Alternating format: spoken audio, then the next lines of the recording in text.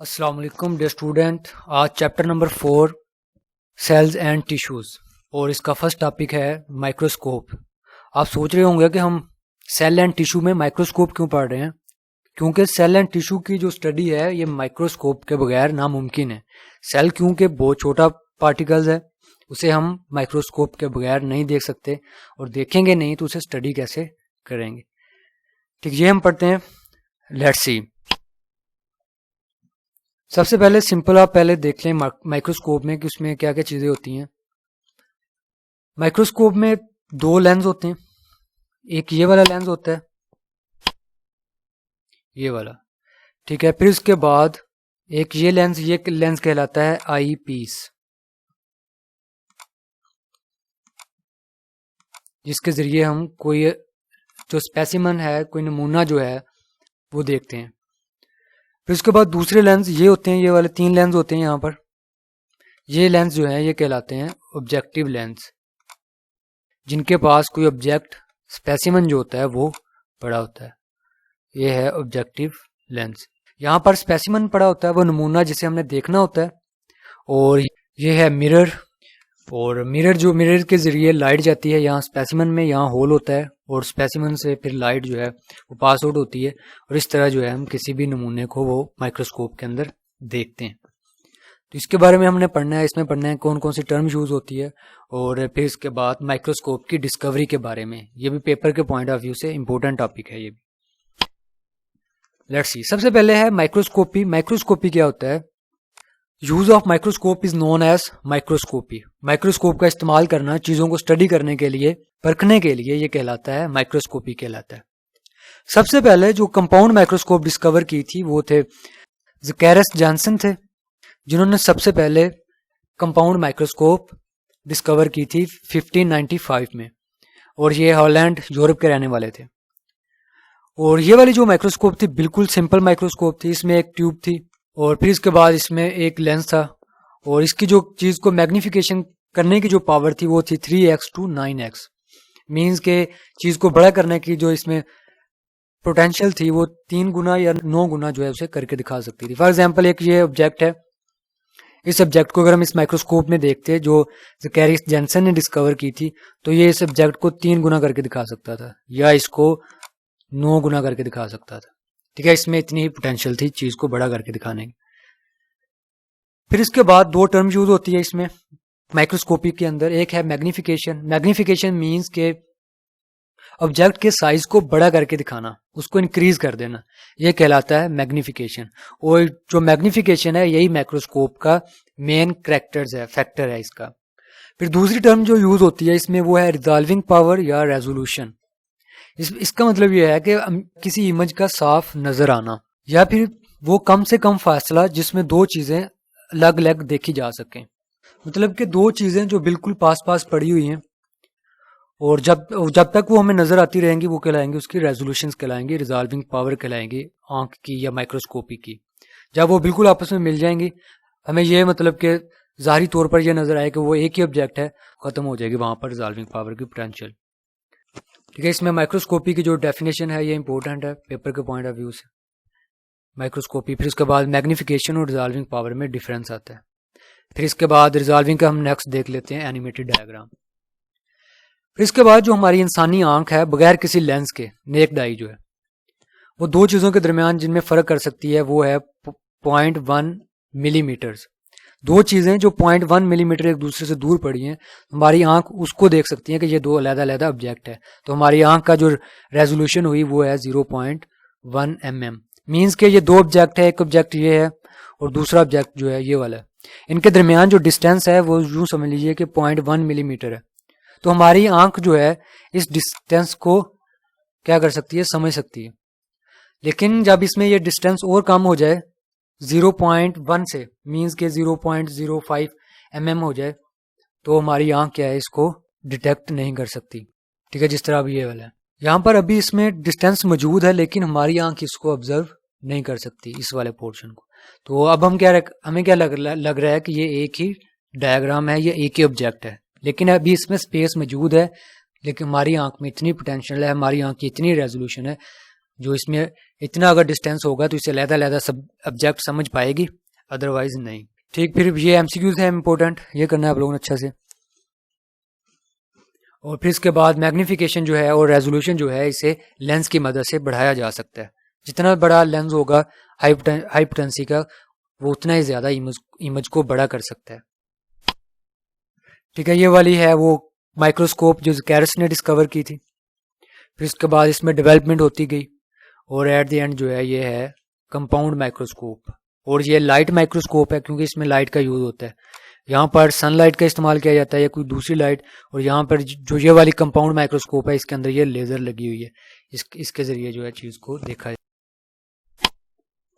Simple microscope के बाद जो माइक्रोस्कोप आई वो थी लाइट माइक्रोस्कोप। इसे लाइट माइक्रोस्कोप क्यों कहा जाता है? इसमें स्पेसिमन को, नमूने को, कोई भी ऑब्जेक्ट जिसे हम देख रहे हैं उसको देखने के लिए लाइट की जरूरत होती है। ठीक है, जिस तरह हमने लास्ट डायग्राम में देखा कि मिरर है या कोई दूसरी लेजर वगैरह है जिसके जरिए स्पेसिमन के ऊपर लाइट फॉल की जाती है, फिर उसको देखा जाता है। और लाइट माइक्रोस्कोप के अंदर दो लेंस होते हैं। ठीक है, एक ऑब्जेक्टिव लेंस होता है इसमें और एक आईपीसीज होते हैं। इसमें एक लेंस क्या करता है, पहले इमेज के जो साइज है उसको इनलार्ज करता है, फिर दूसरा जो लेंस है वो उस इमेज को, जो इमेज बड़ा हो चुका है उसको मजीद बड़ा करता है। मजीद बड़ा करके किसी फोटोग्राफिक फिल्म के ऊपर उसे ड्रा करता है या फिर हम उसे आंख के जरिए उस इमेज को देखते हैं। तो ये है लाइट माइक्रोस्कोप के काम करने का तरीका। फिर माइक्रोग्राफ की डेफिनेशन, वो फोटो जो हम माइक्रोस्कोप के जरिए लेते हैं वो कहलाता है माइक्रोग्राफ। फिर उसके बाद जो लाइट माइक्रोस्कोप है इसकी चीज को बड़ा करने की जो पोटेंशियल है वो है 1500 टाइम्स। ये एक ऑब्जेक्ट को 1500 गुना बड़ा करके दिखा सकता है। ठीक है, इस तरह क्या आ रहा है कि माइक्रोस्कोप के अंदर इंप्रूवमेंट आ रही है, बेहतरी आ रही है। पहले जो ज़कैरस ने डिस्कवर की थी 3 से 9 गुना चीज को बड़ा करके दिखा सकती थी, लेकिन जो लाइट माइक्रोस्कोप है ये एक चीज को 1500 गुना बड़ा करके दिखा सकती है और बगैर इमेज को धुंधला किए, और इसे हम किसी भी स्पेसिमन को और बेहतर तरीके से समझ सकते हैं, उसे देख सकते हैं। और जो लाइट माइक्रोस्कोप है इसकी रिजॉल्विंग पावर है 0.2 माइक्रोमीटर्स, और 1 माइक्रोमीटर होता है 1/1000 मिलीमीटर। 1 मिलीमीटर का 1000वां पार्ट जो है वो कहलाता है 1 माइक्रोमीटर। और जो बैक्टीरिया है, सबसे छोटा बैक्टीरिया, ये इसका साइज है, उसका साइज 1 माइक्रोमीटर होता है। मीन्स कि हम लाइट माइक्रोस्कोप की मदद से किसी बैक्टीरिया को देख सकते हैं। और इसका एक ड्रॉबैक ये है लाइट माइक्रोस्कोप का, जिसमें किसी चीज के जो इंटरनल स्ट्रक्चर है उसको हम डिटेल से नहीं स्टडी कर सकते। ठीक है, इसके अंदर इतनी ज्यादा पोटेंशियल नहीं होती, इतना चीज को बड़ा करके नहीं दिखा सकती कि हम किसी चीज के अंदरूनी जो साख्त है, सेल ऑर्गेनेलिस जो जिस तरह है, माइटोकॉन्ड्रिया वगैरह, गोल्गी बॉडीज वगैरह, उसको स्टडी करें। और फिर उनके अंदर जो उनका जो स्ट्रक्चर है, किस तरह के स्ट्रक्चर्स हैं, उसको भी लाइट माइक्रोस्कोप से हम स्टडी नहीं कर सकते। तो इसके लिए क्या था कि जदीद माइक्रोस्कोप होनी चाहिए थी। फिर साइंटिस्ट ने और ज्यादा वर्क किया इसके ऊपर, माइक्रोस्कोप के ऊपर, और जदीद माइक्रोस्कोप डिस्कवर की। वो कौन सी थी वो हम देख लेते हैं नेक्स्ट। ठीक है, ये कुछ माइक्रोग्राफ है, मींस के माइक्रोस्कोप से लिए गए डायग्राम। ये है अमीबा, और फिर इसके बाद ये है एलजी। ठीक है, इसमें ये अमीबा यूनिसेलुलर है, और फिर इसके बाद जो एलजी है, क्लेमेडोमोनास, ये भी यूनिसेलुलर है। इसको हम आम आंख से नहीं देख सकते, लेकिन ये वाले जो डायग्राम लिए गए हैं इसके, ये माइक्रोस्कोप, लाइट माइक्रोस्कोप की मदद से लिए गए। लेकिन हम इनको इंटरनली नहीं देख सकते कि इन सेल के अंदर क्या क्या चीजें हैं। बाज़ दफ़ा क्या होता है कि आप लोगों ने देखा होगा कि डायग्राम के साथ डिजिट अटैच होते हैं, LM109X। इसका क्या मतलब होता है? मीन्स इसका कि ये है कि ये वाला जो डायग्राम है, फॉर एग्जांपल जिसके साथ ये वर्ड अटैच है, इसका मतलब ये है कि ये डायग्राम लाइट माइक्रोस्कोप से LM लाइट माइक्रोस्कोप, और इसको अपने ओरिजिनल साइज से 109 गुना बड़ा करके दिखाया गया है। ठीक है, तो ये इंफॉर्मेशन के लिए होता है किस चीज के बारे में।